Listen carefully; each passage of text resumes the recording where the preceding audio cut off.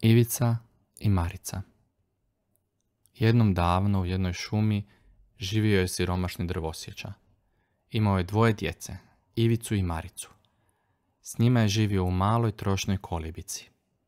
Drvosjeći je nedavno umrla žena, pa se odlučio ponovno oženiti kako bi djeca odrastala uz majku. Ali drvosječa je izabrao lošu drugu ženu koja nije marila za djecu i često se žalila na njih. Govorila bi mu da u kući nema dovoljno hrane za sve njih, da imaju i previše usta za hraniti i da bi bilo najbolje da se riješe djece. Drvosjeća za to nije htio ni čuti, ali žena ga je stalno gnjavila i gnjavila i gnjavila. Rekla mu je da bi bilo najbolje da odvedu djecu duboko u šumu, gdje neće moći pronaći put kući. Tko zna, možda će ih neko tamo pronaći i pružiti im drugi puno bolji dom. Nakon dugo nagovaranja, drvosjeća je odlučio poslušati svoju ženu. Kada su djeca otišla na spavanje i kada su mislili da djeca već čvrsto spavaju, još jednom su dogovorili plan da će odvesti Ivicu i Maricu toliko duboko u šumu da ne znaju pronaći put kući. Ali Ivica i Marica nisu spavali, pa su jasno čuli njihov razgovor. Marica se jako preplašila, ali joj je brat rekao da ne brine. Ako ih ostave u šumi, već će nekako pronaći put kući. A onda se Ivica išuljao iz kuće, napunio džepove kamenčićima, te se opet ušuljao u krevet. Sutradan ujutro drvosjeća je odveo djecu u šumu. Čim su zašli malo dublje među drveće, Ivica je počeo izbacivati kamenčiće iz svojih džepova. Hodali su jako dugo, a onda je drvosjeća nešto promrmljao i otišao, ostavivši Ivicu i Maricu same među stablima. Ivica i Marica stajali su sami u šumi sve dok nije pala noć. Marica se preplašila mraka i počela tiho jecati. Ivica ju je tješio, trudeći se biti hrabar zbog sestre. Tješio je i govorio da ne plače, čak i ako se otac ne vrati po njih, on će pronaći put kući. Odjednom je na nebu zasjao veliki bijeli mjesec.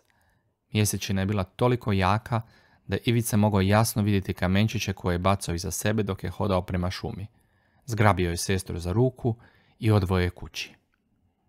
Kada su došli kući, bili su promrzli, ali sretni što su napokon u svom domu. Umorni, odmah su se ušuljali u svoje krevete i slatko zaspali. Sutradan ujutro, kad se maćeha probudila, u očaju je shvatila da su Ivica i Marica kod kuće. Jako se naljutila i zaključala djecu u sobu, a onda naredila mužu da ih ponovo odvede u šumu.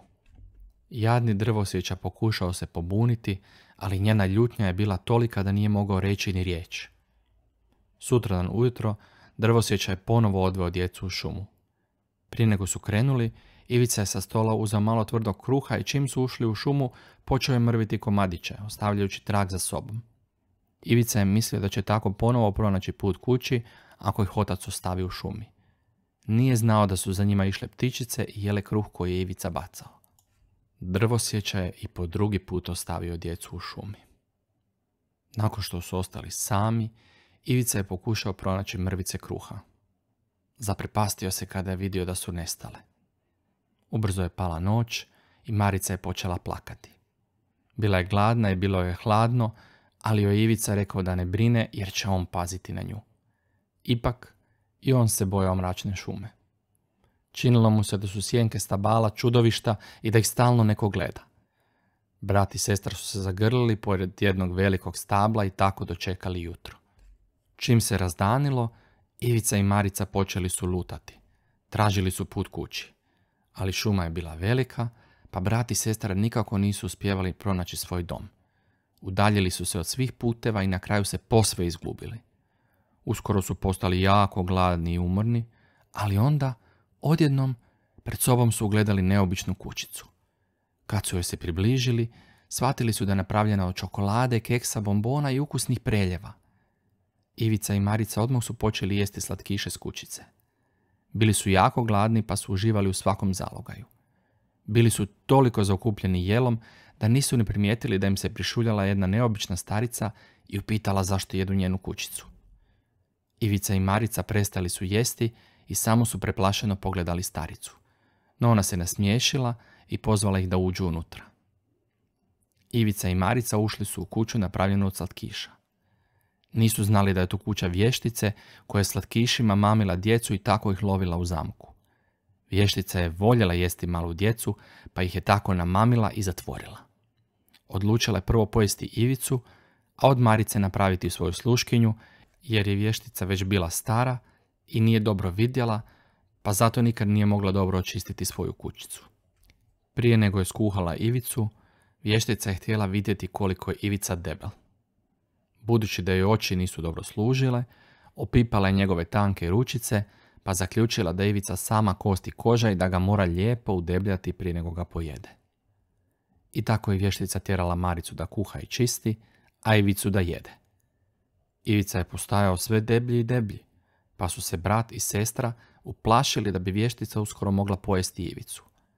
Zato je Marica dala bratu kost od kokošje noge i svaki put kad bi vještica išla opipati Ivičinu ruku, on bi joj umjesto ruke pružio kost.